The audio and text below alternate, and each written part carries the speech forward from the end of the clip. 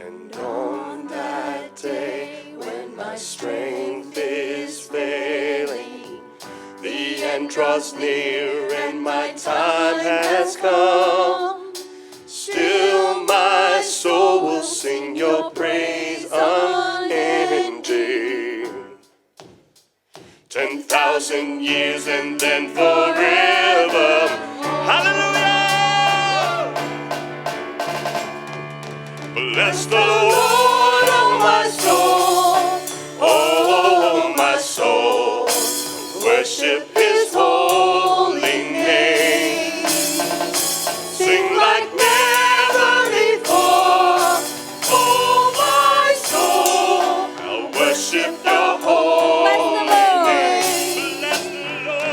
Bless the Lord, oh my soul, oh my soul, worship his holy name. Sing like never before. Sing like never before. Oh my soul, worship your holy name. Worship your holy name. Worship your holy name.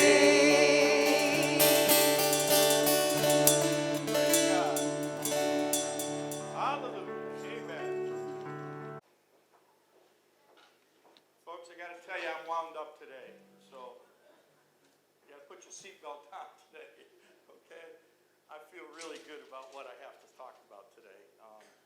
As part 2 of this series, it's going to be an interesting sermon. I first want to read a scripture taken from Exodus. And I'm going to start in Exodus 3. I'm going to start reading in verse 7, and then I'm going to skip around and then I'm going to go into the 4th chapter, verses 10 through 13, and then finally into the 15th chapter, verses 1 and 2. So, here we go. What I'm trying to show in this scripture lesson is the contrast between Moses at the burning bush and Moses at the other side of the Red Sea. Okay? Trying to contrast them. This Moses. The Lord said, I have indeed seen the misery of my people in Egypt. I've heard them crying out because of their slave drivers, and I'm concerned about their suffering. So I've come down to rescue them from the hand of the Egyptians and to bring them up out of the land into a good and spacious land, a land flowing with milk and honey, the home of the Canaanites, the Hittites, the Amorites, the Perizzites, the Hivites, and the Jebusites. And now the cry of Israelites has reached me, and I have seen the way the Egyptians are oppressing them. So now go, I'm sending you to Pharaoh to bring my people, the Israelites, out of Egypt. But Moses said to God, who am I that I should go to Pharaoh and bring the Israelites out of Egypt? And God said, I will be with you. And this will be the sign to you that it is I who have sent you. When you have brought the people out of Egypt, you will worship God on this mountain. Worship God on this mountain.